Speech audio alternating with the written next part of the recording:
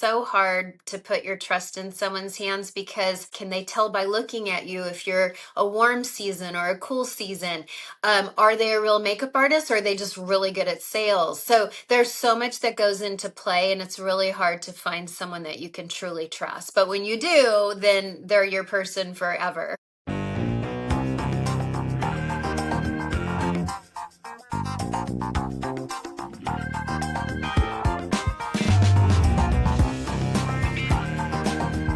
Strangers with Kittens, Gen X stories from the least parented generation.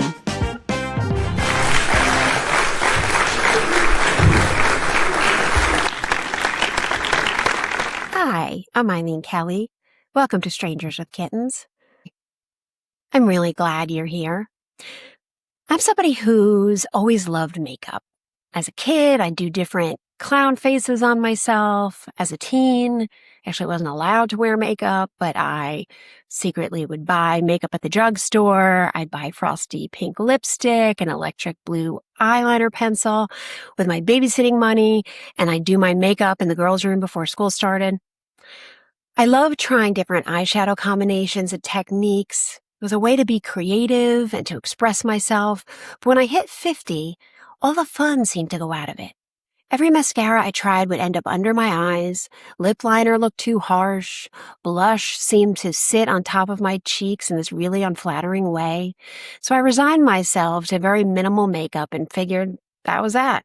I would see content about makeup for mature skin and I'd buy a product here and there, but then I stumbled on my next guest's videos.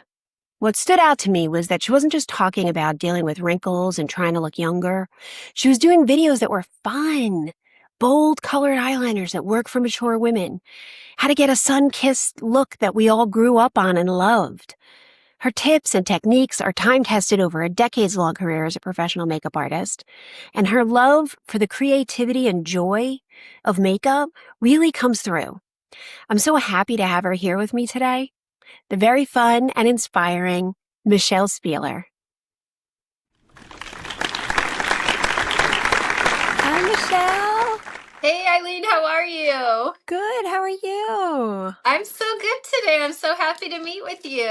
I'm so happy to meet with you. Look at you looking so lovely and rocking an AC/DC t-shirt. AC/DC, I had to represent. I love it. Got my Diet Dr. Pepper. Everyone who follows me knows I always have my Diet Dr. Pepper. My God, you're so retro cool. I can't even stand it. Well, I have to say, I love your content. I don't know if you could tell. I feel like I look really washed out, but I did do your Zendaya sunburned look. Yeah, I see your blush. You It's do? super I cute. feel like yeah. you really, you're rocking it. I feel like I look like a cadaver next to you. No, not at all. Did you use cream blush or powder? Powder.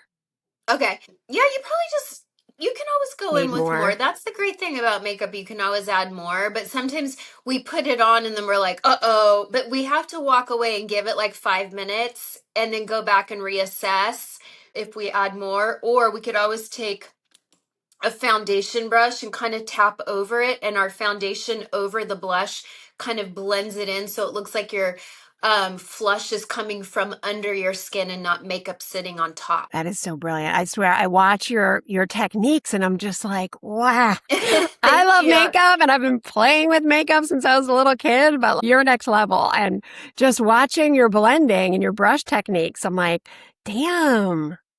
Well, I've done it 30 years, so you can't compare yourself and don't feel bad about yourself. It takes practice, practice, practice, but I love it.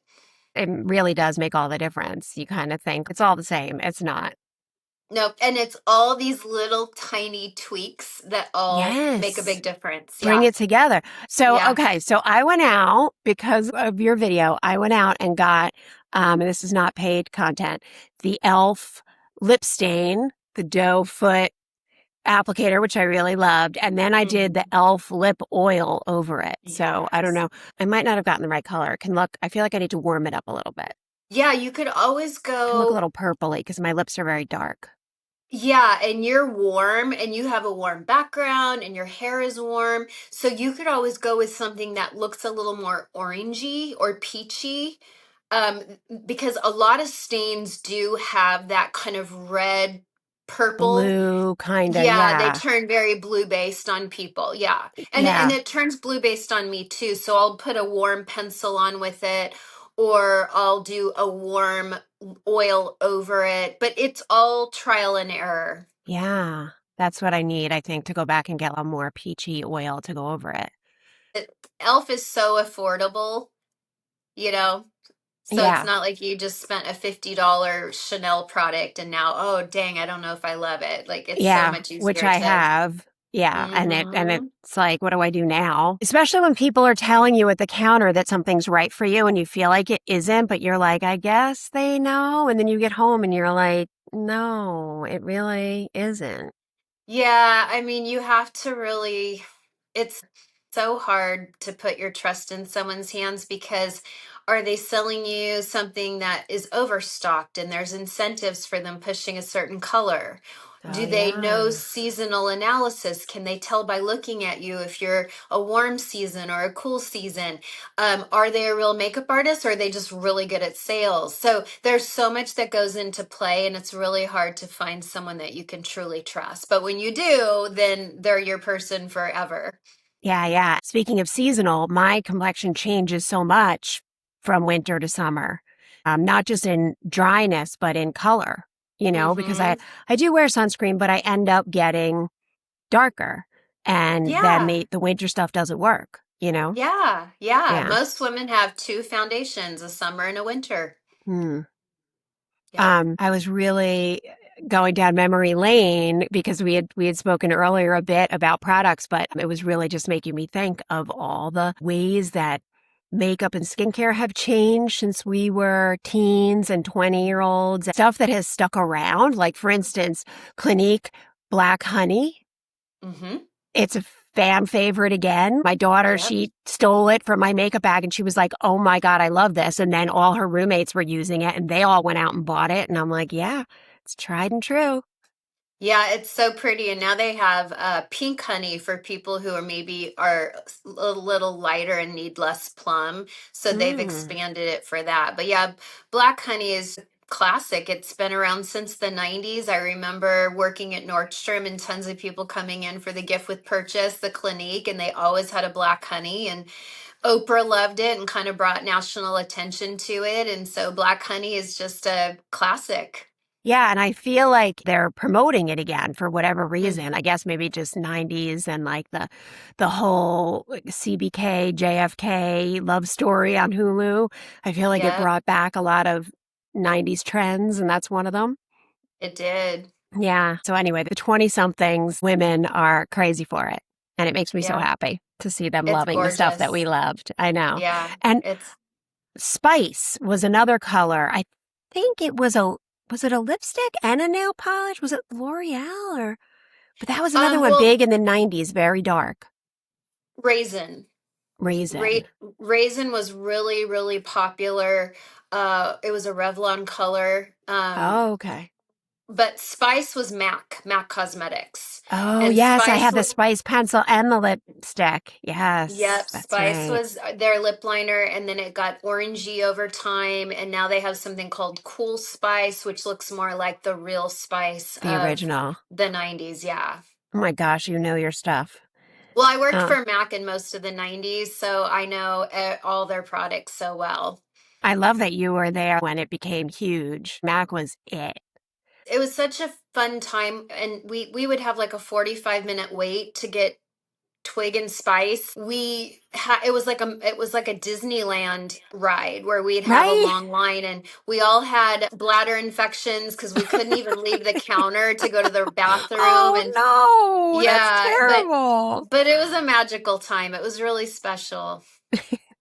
I was just talking to my daughter about the working conditions in the 90s and how insane they were. And I'm like, you would not believe what we put up with. No, the kids today Bladder could not infections. handle Good it. Nope. Lord. They Mm-mm. could not. And nor should they. Nor should we No, have. Right? no. Right. I can't remember what brought it up, but I was like, yeah, I got coffee cups thrown at my head in the office. I got an orange thrown at my head. Oh my It was so gosh. absurd what people got away with in the 90s. Yeah, So I'm glad some of that is over, but I am um, too.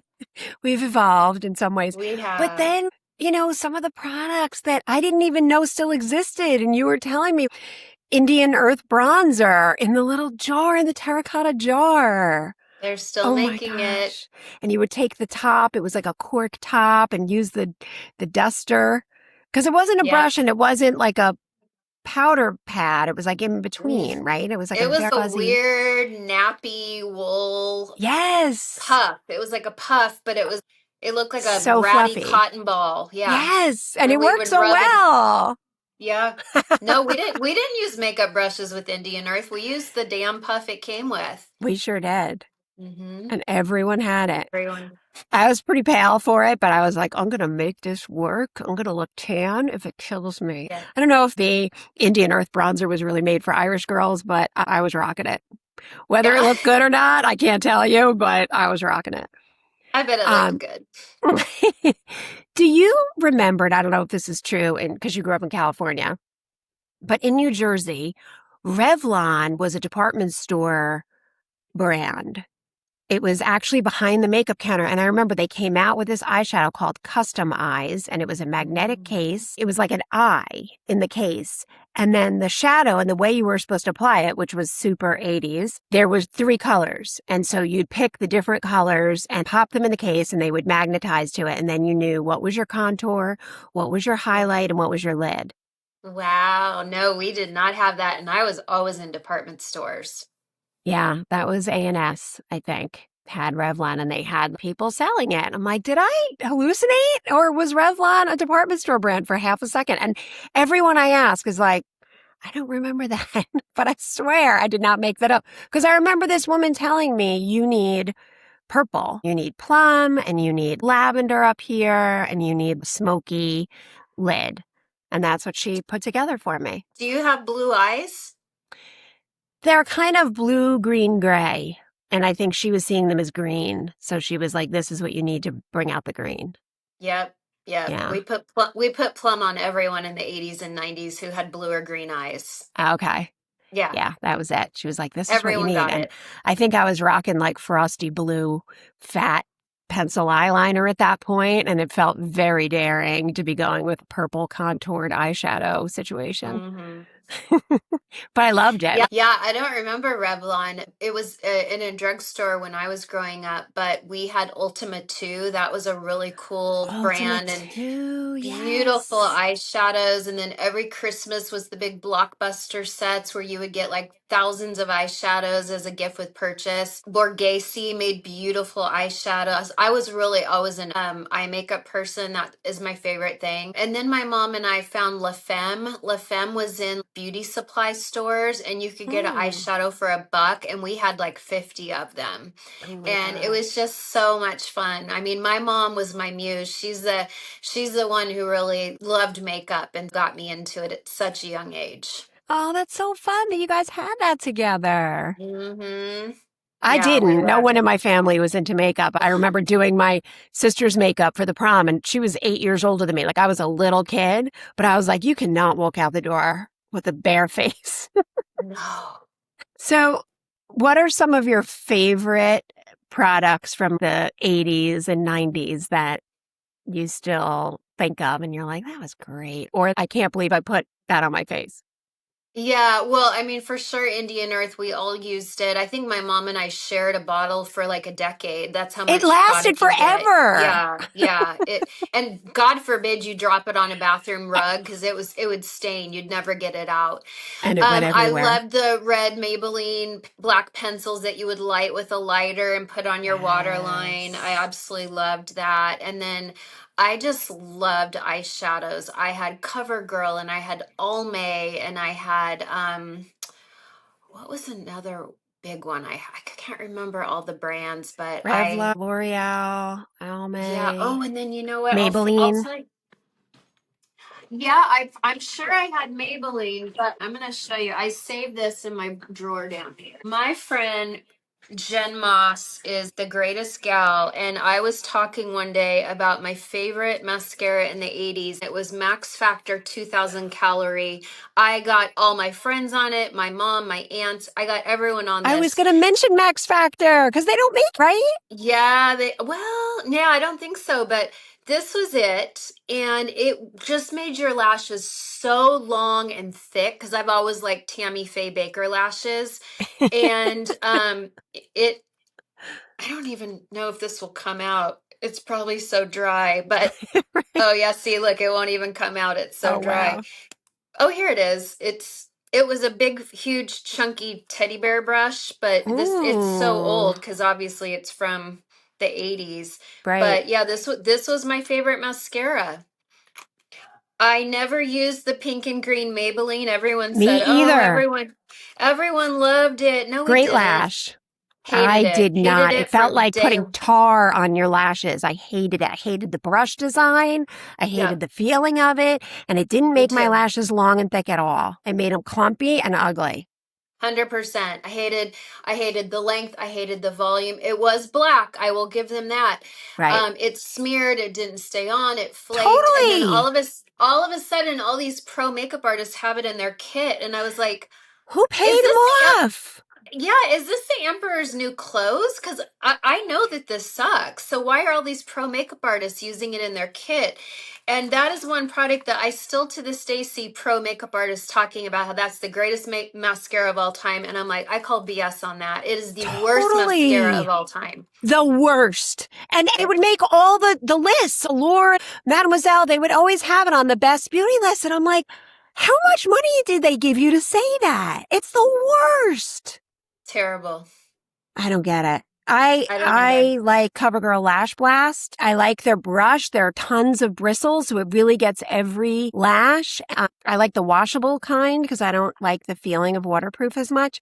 Before that, I really loved the original Clinique. It's very clean and it felt like nothing on your lashes, but it also ran very easily. It was like basically Mm, using like watercolor paint on your lashes. yeah, Like if like your eye teared at all, it was just like, "Mwah." oh gosh, I don't remember. Well, I'm sure they did a lot of Clinique in like gift with purchases, like you know how you get the Yes. little travel tubes. Have you tried a tubing mascara yet? No. So a tubing mascara coats your lashes with like almost like a little hollow spaghetti. So each lash gets a little like tube on it. And so Yes. it doesn't require cleanser to remove it. It just requires warm water and then they slide off the lashes. But what's great about tubing is in the heat, it doesn't smear, it doesn't flake, it doesn't smudge because it's tubes on your lashes. So it's That's really really my cool. favorite formula for mature women. I love it. Ooh. And what brands do you like? Probably the OG is Thrive Cosmetics. They make the Mm, best. And then Milani makes a pretty great one. You can get it at the drugstore. It's in a turquoise and gold tube, and they make a okay. tubing, and it's pretty good. Thrive is my number one, but it's pretty good, the Milani. I feel like one of the drugstore brands had, I don't know if it still exists, but a mascara where you painted on, it had two ends. And first you put on the white like Yeah. mascara, and then you painted on. I felt like that was a tubing mascara. Is this the same thing or is this just one application? You don't have to do Just one two. application. You can't even Okay. really build it. It just coats the lash with volume and length at the same time. The primer one, and many brands have done a primer, but you put on a white primer, you let it dry, and then you put on the black mascara. So the primer's doing the bulk of the work. It's building and lengthening, and then the mascara just coats it. So you're not putting on as much mascara. And I do like the primer and the mascara. But as I've gotten older, I just want simpler. And so I don't want to have to use a primer and then a Yeah. mascara. So I love a tubing. Yeah. Interesting. All right, I'm going to try Yeah. it. I just Yeah. bought I think fairly new offshoot of Lash Blast. It's in a light blue tube, CoverGirl, and it's Mhm. very clean and easily washes off. but it's kind of flaky. I'm noticing, like I just got it Mm. and it's not old yet. And then I'm still having to kind of clean out my eyes after an hour of wear. So I'm going to go try something else. Yeah, so when you're Yeah. done with that, just go get the Milani tubing. So what is it, do you think, about mature skin that makes it harder to find mascara? Mascara didn't used to flake on me the way it does now. Yeah, I think it's a combination of just our eyes getting more hooded. I think it's also we're more humid. You know, the older we get, the hotter we run. And so Mm. any type of humidity coming off the head is going to make the mascara flake, smudge. It's just a mess. And then Oh, some women yeah. produce more oil on their eyes, like our follicles have oil glands and our eyelids can produce more oil. So there's not really a mascara in the world that's going to stand up to oily eyelids. That's the humidity, especially. I never thought of that. Oh yeah, I would do older women. I'm thinking like of mothers of the brides, mother of the groom, and I would lean in to do their face and my hand felt humidity coming off their face. And I was like, Mm. "Uh-oh, this is going to be tricky because it's harder to keep makeup on when you're hot and humid. It's harder to keep mascara on." So yeah, it's just really common with mature women. That's so interesting. All right. So Mhm. dial down the thermostat any way we can to keep the makeup on. Um, so Indian Earth bronzer, we kind of when we spoke off camera, we touched upon sea breeze, which listeners, if you didn't know, because I didn't, it still exists. You can still get it. I couldn't believe it Yep. Yep, I keep it in my pro kit and I use it on men because it because really cuts through oil. it cuts through oil and it kind of dries their skin out a little bit because men just get so oily. Hmm. So yeah, it's great. That's wild. I have looked for apricot facial scrub and have not been able to find it. Not that I would use it anymore, but I don't know, maybe on my feet. Oh I, yeah. right? Like that would be a good exfoliator. I can't believe we used to scrub our faces with that. It's so crazy. I've just, I really thought I was doing something. me I felt like I too. was at the spa scrubbing my face off. And a buff puff. I mean, I was like, I thought I was like, Loved the buff puff. Yeah. loved I it. mean, I still you kind of crave it. Yeah, it would I think like for the next couple days my skin, especially right here through my cheeks because this is so delicate, it would almost look like sandpaper and I was a teenager. I should have Yeah, had the most supple velvety skin on the planet, but we destroyed our moisture barrier every we really day. did. That And then mantle, we right? did it every day so our moisture barrier never had time to heal. Yeah. I know. I think back on that and I'm like, God damn. I feel like for the way I abused my skin, I'm grateful it doesn't look worse Right. because I Me really, too. I'm like, you deserve to look like you've been dragged down a driveway. So just be grateful that you don't, Yep. Yep, I agree. between I don't know how we even look this good. the Clearasil and the Sea Breeze and the Buff Puff and the apricot facial scrub. And I think I just use bar soap. Oh, I love I like Irish Spring. I love bar soap. There's this French company, I think it's called Oris, and they make a French bar soap for face. And I Oh, probably used it for a whole year. I love using a bar soap. I Clinique love the still feel of makes it. that beautiful bar soap. Big If the bar, yeah. yeah, if the bar soap is done well, it's not going to strip your skin or leave it dry or tight. And that's why I really loved that French bar soap because it's so nostalgic for me to do a bar soap. It doesn't I take makeup off, so you still have to use a cleansing oil or a cleansing balm to remove the makeup. And then your second step, you can go in with a bar soap. hmm. I do love a bar soap like in the shower for my body, Me but too, I Dove. was using Coast Yeah, Irish no, Spring on my face. yeah, no, not on the face. Zest. Highly fragrance. Remember lava soap? It had like pumice in it, so it was an Yes. exfoliating soap, and sometimes parents would put it in kids' mouths if they said a bad word. It had pumice in it. That I didn't use on my face, but I'll bet people did. Good. Just rub some rocks on there. They still make close up toothpaste. Yeah, I found it on the bottom shelf of a Target one day. I was tempted to buy it, and then I was like, who knows what chemicals are in there? that's wild. Remember when that Yeah, I was haven't. like, that's the cinnamon one, right? Yeah, Close Up I think came in a few different flavors, but it was the one commercial where the sexy girl would get real close to the sexy man and they'd be talking and so it's like, ooh, I want to be close up to someone and smell good. Right. Yeah. And I feel So like it much was like, sex in advertising growing up. it was so Overt. overt. Yeah. It was overt and And in our fun. face. Yeah. Yeah, Love's Baby Soft. They dressed up teenage girls to look like 5-year-olds with like a That little was gross. lollipop and That was so gross. gross. I remember watching Pretty Baby with Brooke Shields when I was quite young myself, maybe 10 or 11. First of all, why was I watching that movie at 10 or 11? But I remember it, and I don't really even remember being grossed out by it until I saw Brooke's documentary, and I'm like, Yeah. oh, how is this allowed? It was I just never actually allowed. saw the movie, and I watched the documentary when it came out years ago and was horrified. I do remember hoopla around it a little bit, the media being like, this is beyond the pale, but I feel like there was so much of that in mainstream culture anyway, the way that Johnny Carson used to act and all those talk show hosts were so creepy and gross. Like she would be on and she was like 14 years old and the questions they would ask her and the way that they would act was just disgusting. Disgusting, yeah. And it was so accepted. And there was so much of it. I didn't realize how bad the Bad News Bears was until I put it on for my kids years ago. And I was like, oh my God, Mhm. like, I have to shut it off. But Jodie Foster was talking about being on the pill. I've been on the pill since I was 11. And Yeah, and then she there was was so like, sexualized, even in that oh, stupid baseball movie. yes, and Tatum Tatum O'Neal.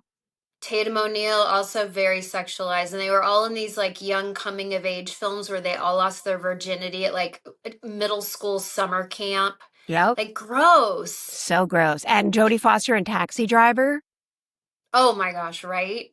And making it Inappropriate. seem like she was so, I don't know, independent and like Yeah, and in. she wanted that lifestyle. Oh, That's she the was a lifestyle prostitute. She's a child. child, yeah. Yeah, that was so disturbing. And you think about what they went through as actors.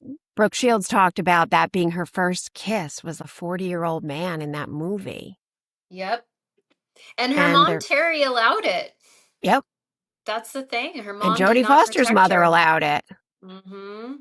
And Molly Yeah. Ringwald has talked about the John Hughes movies and how she struggles with it now as a mom and how Mm-hmm. her mom, they would have been worse. Her mom was like, no, this doesn't make any sense. It's gross. It's creepy. Like there's no reason. I think it was in 16 Candles, something about her father and her underwear or something. And Molly Mm-hmm. Ringwald's mother was like, no, that's weird.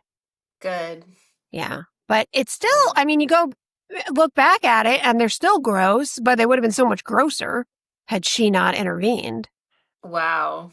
Yeah. I hadn't heard that about Molly Ringwald. Yeah, that's why it's so important to always have a parent on set.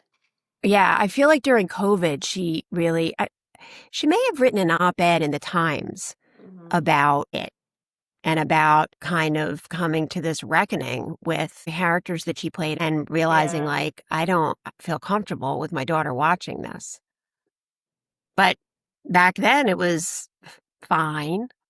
You Yeah. know, I We mean, it didn't know any wasn't. better. Yeah, it wasn't. And I'm sure it made people feel squirmy, but it was It's such just a what was pain. fed to us. Yeah, Listen, I lost my mom to cancer and I just lost my best friend to cancer. Cancer. So it's a crapshoot. So I it's a say crapshoot. enjoy Yep. life and everything in moderation. I'm so sorry about your mom and your friend. I lost my mom Thank to cancer and lost my best friend in February to cancer. So I know how Oh, that feels and I know how yeah. lousy it is. And I'm so Yeah. sorry. I'm sorry for you. It's such a double blow. To lose your mom is so weird because you never imagine living on this planet without your mom. Like it doesn't register, but then to lose a best friend who's your confidant, who you can run to about everything in life, to lose that's a crushing blow. That's been a real hard one for me. Yeah, it really is. Yeah. And you're so right. It is such a crapshoot. And I feel like, because it sells advertising or it takes up airtime or it sells magazines, we're being inundated constantly with how to live longer and don't do this and don't do that. If you want to enjoy a glass of wine, enjoy a glass of wine. Yeah. I'm a If you firm want to believer have a in pack that. of Twizzlers at the movies, do that.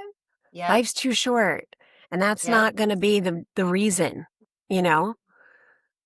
I feel like for years now we've been inundated, especially I feel like as parents, at the time that we were having kids, there was so much being thrown at us about what was dangerous to eat and Mm-hmm. consume. And I just feel like Gen X has really been through it when it comes to being told that everything's going to kill us or our kids. And I don't know. As much as they say Gen X was a carefree childhood, I don't think carefree is the way that I would describe it. I think that we I had a don't think lot of we were worries. I don't think we were carefree. I think we had autonomy, and I think that's very different. Um, we had a lot of burdens. We dealt with a lot of crap, but we had autonomy. No one really checked in on us. Yes, that is the truth. It wasn't carefree. It Mm-mm. was the Russians are going to blow us up with a nuclear bomb any minute. Sex is going to kill you because of AIDS. Don't do drugs. We were inundated with all this stuff, but there just wasn't parental involvement. We were just carrying all of this, all these after Mm-hmm. school specials, all these made for TV movies telling us how violence was through the roof. Kids were getting abducted. And it was just like we were independent and autonomous, but it was stressful, you know? It was. There was so much of that. And then it was like, all right, go live your life. And no one to process it with us or put it into context or be like, you know what? The likelihood of that happening, we didn't have any context. We were kids. We didn't have statistics, we didn't have data, and we didn't even really know how to talk to each other about it. Right. Like I remember reading in the paper, I grew up in North Jersey and reading in the paper, and this was like, I don't know, probably early 80s when it was really fraught and relations between the Soviet Union and the US were really bad. And there was a front page article of the Sunday paper saying, this is what will happen if New York City gets hit. And it had a map and it had color coded, like what's going to happen to these people. And I remember thinking at the age of 12, thank goodness we're so close to New York that I'll just get burned up quickly. Mm-hmm. But It's what a crazy. terrible thing for a 12-year-old to carry and never talk about and never process with anyone with any wisdom, you know? Yeah. It wasn't carefree. It was No. like, it was a lot. Fear sells, right? Fear sells, fear drives the algorithm, fear drives the media, fear drives products. I mean, look at the anti-aging industry. Women Hmm. fear getting older and they'll spend all this money, which we all know is not turning back the clock, but they'll do it anyway. And we use a lot of fear in everything. Right. And I feel like the sexiness that you talked about in advertising, that was the dominant message when we were kids. But I feel like when we were adults, then it became more fear-based. Mm-hmm. And then as we got even older, then it was all, remember when pharmaceuticals were suddenly direct to consumer? Like that never happened before. You didn't hear about antidepressants on television or in magazines. And then Never. suddenly it was like, do you feel this way? Do you feel that way? It's like, what? What happened to I the mean, fun? that's how I learned how I had chronic dry eye is I watched a dry eye video for Restasis by I think the actress Janine Turner, and I was like, I think I have that. Oh, wow. And so that's when pharmaceutical ads were really, really growing, and now we can't get away from it. Like everything's a pharmaceutical ad now. The whole advertising industry is pharmaceuticals. There's like no fun, like No, even there's no fun. during the Super Bowl, there's no fun, Sprite commercial or whatever. Remember Pepsi commercials where you couldn't wait to see them? Or Couldn't Doritos wait. or yeah, they All were of so it. funny, Yep. so clever, so entertaining, so inspiring, Gatorade, all that stuff. Now it's all, do you have this? And by the way, if you take this medication, you might commit suicide or die of an infection. Like, Yeah. it's all we see. Yeah, and I think that's why 2020 TikTok was a magical time, 2020, 2021, because it was so damn funny. We would sit and laugh for hours a day. We were no longer watching TV. We couldn't go to the movies because of quarantine. And TikTok was hilarious. And it's just not anymore. It's turned into a giant QVC channel. Hmm. And it's really sad that we had that little glimpse of true humor because you don't get a lot of humor anymore. True humanity, I feel like. It was like, this is who we really are. We want Hmm. to laugh. We want joy. We want hope. We want inspiration. And then the minute it becomes popular, then it becomes monetized. Monetized. Yeah, it's not fun anymore. It's not fun. And every time something comes along that we embrace and we're having fun on it, the powers that be come in and suck all the joy out and fill it with commercials or fear mongering. Yep, Yeah, 100%. it's a real problem. Yeah. Well, back to something that is fun. What's your go-to nighttime routine? Also, double cleanse. I have always been double cleansing because I wear makeup and you can't really get all your makeup off efficiently with just one cleanse. But when I really learned the kind of Japanese and Korean way of double cleansing in 2020, thanks to TikTok, it changed my skin because now you could really absorb properly all your next steps. And then I would say I have been a Korean skincare fan also since 2016, but really 2020. And so my nighttime routine is a double cleanse, always a couple layers of a toner or essence, and then a serum, and then a moisturizer, and some like 3 nights a week, maybe a retinol. 3 nights a week. Yeah. I tried retinol. It was really a real low dose and it was very harsh. And I found for me twice a week is the max that I can do it. Yeah, yeah. Yeah. And you might even do better with retinaldehyde. So it's retinol with the AL, not an OL. It's gentler on the skin and Oh, it's just as effective. In fact, huh. it's more effective because it only has to convert one time to get to like a tretinoin level, whereas retinol has to convert 2 times. So look for retinol with the AL or retinaldehyde and it's going to be a game changer. I got to the point where I could use it every single night of the week and I had no irritation. Oh, wow. And then you've got Korean retinol, which is gentler than American because Korea is just so 10 years ahead of the game in the skincare. So think about a Korean retinol. And again, just start 1 or 2 nights a week till you can work up to more nights. Right. You know what else I just discovered and just started through my dermatologist was estradiol. Estradiol cream for the Estradiol face. for the face. Yeah. Yeah. It doesn't have it's not like an HRT where you have to be careful Right, because about the it estrogen level in your stays, body. yeah, it stays local and it doesn't go into the bloodstream, which is interesting because we always say it like this is why I left clean beauty years ago because everything was fear mongering. Everything was like, oh, you can't put that on your skin because it's going to go to your bloodstream. Well, then why does estradiol cream not do that? You know what I mean? You can't have one and not the other. Right, right, right. Okay, what do you carry in your bag for touch-ups? I don't touch up. Really?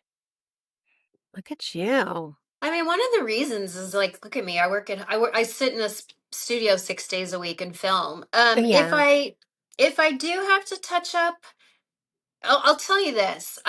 First of all, I just layer makeup in a way that it stays on really well. I'm also not oily, so I don't have larger pores. I find when you have larger pores, it sucks in your makeup. yeah. Um, So let's say I'm out all day and I come home and I have somewhere to go that night and I want to touch up.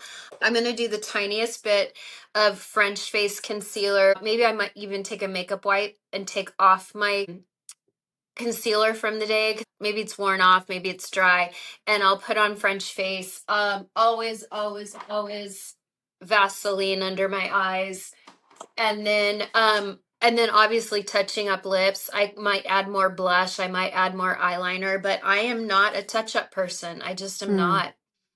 I was at a wedding recently, and it was an outdoor wedding in July, and it was Hmm. very humid. It had rained a lot, and I hadn't used the makeup, like it's Setting almost like spray. hairspray for your face. Yeah, setting spray. Yeah. And Bliss. yeah, I used it. And Mhm. boy, I went to go touch up my makeup. And I mean, I was dancing. It was hot. It was humid. And I went to the ladies' room and I couldn't believe it looked fine.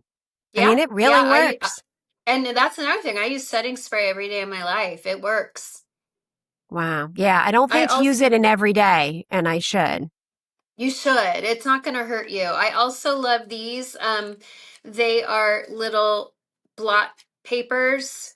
We used them a lot when in the 90s. Yeah.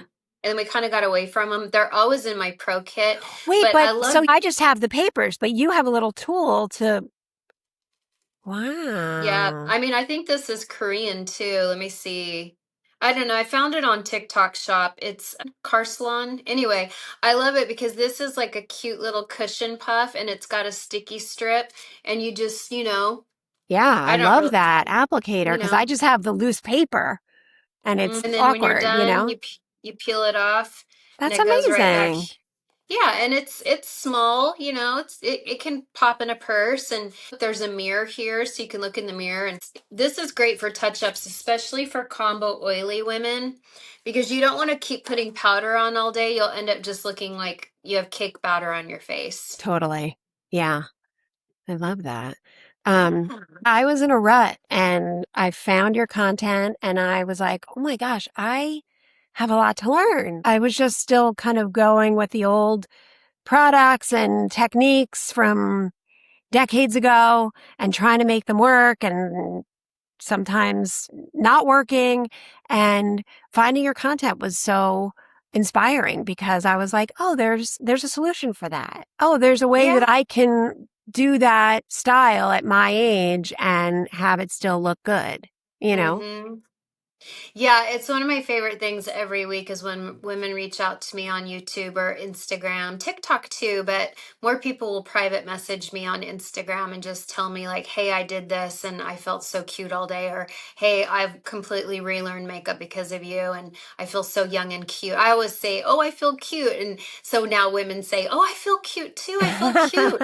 And Yeah, that makes me so happy. So yeah, it's really rewarding to help women. We feel invisible at our age, and so even if we are invisible when we go out into the world, we can feel cute. We can kind of hold our head up higher and feel cute about ourselves. And makeup and hair, it's all a mood elevator. I mean, it's there's a lot of psychology to it.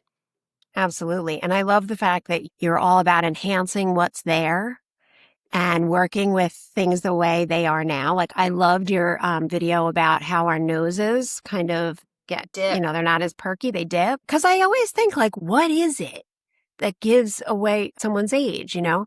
And that never occurred to me. I'm like, oh my gosh, that is true. And then Yeah, your and little technique for that.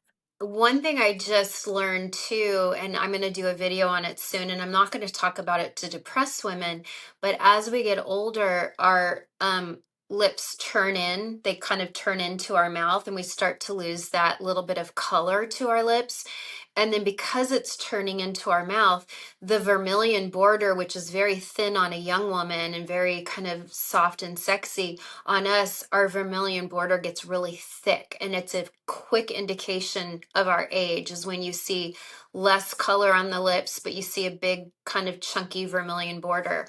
And that's something that just came to my attention as I'm approaching 60, our water lines start to collapse. You can start to see more of our water line as we get older because our eyeballs are slowly sinking deeper into our head as our orbital bone starts to expand like the universe. And so it's all these little tiny signs that give away our age. And it's not just wrinkles, it's not just sag, it's all these other little things. You can have a facelift and you can't change your vermilion border getting wider. You can't change your nose dipping unless you get a nose job. You can't change anything about the eyes because no one has a surgery for popping the eyeballs back out to when we were younger. There's just no Yeah, I don't surgery think for that. I don't So think you I'd can do want all to the do little that. things, or you could get a facelift and you're not really fooling anyone because you're just always still going to have an older looking hand, sun damage on the chest. Like there's only so much we can control, right? So, Right. you know, it's all the little tweaks we have to make to kind of feel a little more youthful. I'm not telling women to try to look young again, but just little tiny tricks that we can do to feel a little more youthful and cute in our day. Yeah, and it's no different than when you were in your 20s. I remember learning only go to the middle of the bottom of your lash line with eyeliner to make your eyes look bigger. Like Bigger. there were all these little techniques, and as we age, the techniques just change. It's not Yep. about not loving who you are. It's just about feeling good and looking the best that you can. Yeah. And I love that because it's a really positive message and you're always really positive and it's not fear mongering and it's not age is coming for you. So it's just like, want to look cute? Here's how to do it. Yeah. I mean, I don't need to state the obvious that age is coming to all, right? So And yeah, we if just we're lucky, right? Like we just talked if about losing our moms and losing our friends. And that's what I try to keep in the forefront of my mind and also remind people, when they complain about getting older, it's like, it's a privilege. it is. It is a privilege. And, there are women like Cher who are like, I hate aging and I'm not going down without a fight. And I totally love that about her. But I think as we enter our 50s and go through our 50s, there is kind of a death of our youthful beauty, and we have to learn to accept who we are, and we have to learn how is my next chapter going to look, and how am I going to love myself even when I don't recognize myself in the mirror. And I think we're really grateful that we're here and we're healthy and we're alive, but I also think it's okay to vent. I think we need to create safe spaces for venting about, like, hey, I'm really bummed about this today. Now, tomorrow I might not be, but I'm really bummed about my gels today. And that's okay. We have to have a safe space where people can vent and then move on. But we're so judgy as women. Anytime I talk about anything, like even, hey, my hair's going silver, and some days I feel a little dull and ugly. Women are like, I don't like hearing that. And I'm like, well, Mm, but I try to talk to my audience as though you're one of my best friends, and that's what I would right. say to my best friend. I do think we have to have a safe place to vent when we're not feeling good about our aging. Then we vent and we move on. Yeah, I think having a place where there are solutions, where you feel empowered, where you feel like, yes, I get that that's bumming you out. And here are Mm-hmm. some options. Mm-hmm. If that works for you, you Mm-hmm. know, that is really helpful. And I feel like you do that. It's like you're being real, but you're also saying, here's a way to handle it. Yeah, I appreciate that you recognize that about me. I get messages every week like, should I buy this, $400 LED mask? And I'm like, I don't think it makes a big difference in mature skin. Or women will say, hey, this laser just came up on my feed. Should I invest money in this? And I'm like, it's your money. Wow. But I try to teach women that other than a facelift, again, fear, they're grasping at all these little tools they can use, and they're just spending money and they're not going to see the results they're really going for, which is they want a facelift, but they don't want to go through a facelift, or they don't have the money for a facelift. And by the way, facelifts aren't always as expensive as women seem or think they are. And I see women spending thousands on packages of this laser, this microneedling, this peel, all this stuff. And if they had just avoided all of that, saved their money for a facelift, they would be happier.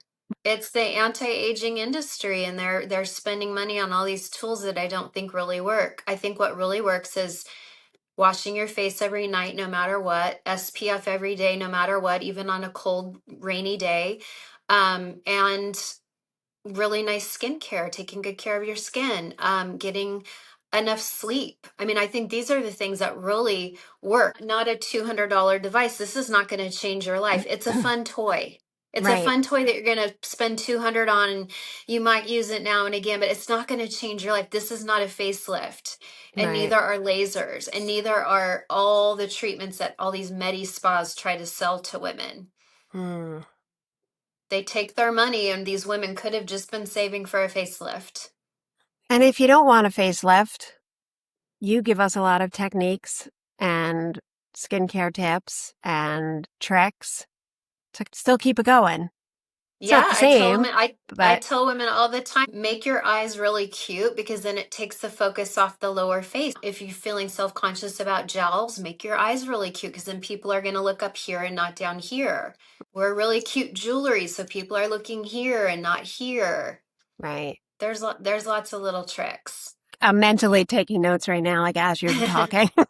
Like jewelry Jewelry and eyes. And and you already have eyes. cute bangs. I love bangs. Bangs are so cute. Hey, thanks. Thanks. I I love think them. I'm trying to grow them out now so I can do kind of a side swept thing, but they're not quite there yet. So, you know, bangs I are like them always that length because you can kind of go both ways.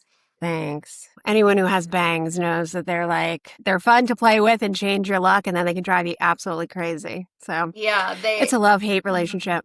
they're very youthful looking, but they do require some daily maintenance. They do. You got to wash Hmm. them every day. I found this rice water bar shampoo that I'm crazy about on Amazon. And it's great Hmm. if you have bangs because you don't want to wash your whole head every day. And it's so easy to control a bar versus a Yeah. bottle of liquid. So yeah, that's Yes. my new Yeah. obsession is rice water Yeah, I bars. do. I think bar shampoos are really smart because it cuts down on packaging, Yes, it you just know? came in a little cardboard box that I could recycle. It was amazing. Yeah, I love it. I'm all about sustainable packaging. Yeah, I love it too. Well, this has been so much fun. Yeah, I love I talking to love to go you. down memory lane. Me too. And I love the fact that you make us feel inspired. You make us feel like we can still be ourselves. You kind of revisit some of the trends that we loved back in the 80s and 90s, but in a modern way that works with Hmm. mature skin. And Yeah. it makes me feel joyful. And the reason that I loved makeup when I was younger, it's making me capture that feeling again. So thank you. Good, because makeup should be joyful. It should not be intimidating. It should not make you self-conscious. It does take practice, and I will tell women all the time, we have to practice foreign language, we have to practice piano, we have to practice baking. Why do you think you don't have to practice makeup? Makeup takes practice, but it's such a worthy investment. Like, you're so worth it. And then it does start to become very joyful and fun every day. It's such a treat to put on your face. Yeah, and I feel like I went through a period, maybe when I hit about 50, where the products that I loved weren't working for me anymore. And then it Mhm. just bummed me out. And I dreaded putting makeup on because it wasn't sitting on my skin the way it used to, or the colors didn't look the way they used to, or the Yeah. mascara was flaking. And it was Yeah. just depressing. Yeah, And it's mature women's biggest complaint, and it's one of the main reasons women do just give up entirely. And yeah, we just have to get everyone back to, we just got to do it a different way and be light-handed, and it's so fun and it's so worth it. yeah, and I think if you were a makeup person when you were younger and that was a way that you were creative and expressed yourself and expressed who you were that way through your clothes, through your makeup, through your hair, Mhm. and then that stuff isn't working anymore, you start to feel like you're losing yourself. Yeah, And I mean, you mourn it. You do mourn it, and that's what I was referring to earlier. Is like our 50s is a really tough time where we're trying to mhm. reconcile that, and we have always relied on our youthful beauty, because every woman has it. I don't care who you are. Every woman has that youthful beauty. And when menopause hits, it's such a cruel joke. And it's really a death. It's kind of a death. And then you have to learn a reawakening. You have to learn how to live your second half and do it just in a different way. Right. And I feel like what you give back to a lot of people is still express yourself, still be you. If you want to wear a fun colored eyeliner, you do that. And here's a way to do it that can work. Still wear your AC/DC t-shirt because you're rocking it and you look fantastic, because that's who you are. Mm-hmm. And I felt like when I hit 50, it was like, oh, my clothes don't fit the same. My makeup isn't going on the same. I don't know what to do with my hair. And it was like, I don't want to just be a generic middle-aged woman. I do feel like it's a privilege to get older, but I still want to be me. I still want to Yes. express myself. And that Yes. is the thing that I struggled with for a long time because I couldn't get a toehold on how to do that, Yep. Yep. Well, yay. Well, yay to you and thank you. I feel like you're climbing up the mountain and you're like, put your foot there, put your hand there, put your foot there. Good. If I have to handhold, I'll do it, because I love our generation and I love helping women.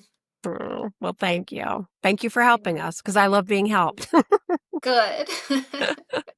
And I hope you'll come back again. Of course. I I would would love to love talk more to. fun makeup and beauty topics with you because I could do this all day long. Awesome. Awesome. Yeah. And hopefully I can find some more fun, nostalgic products from our youth and I can come back with some fun things. That would be so fun. You Thank too, you. Eileen. Thank you. Bye, everyone. Bye.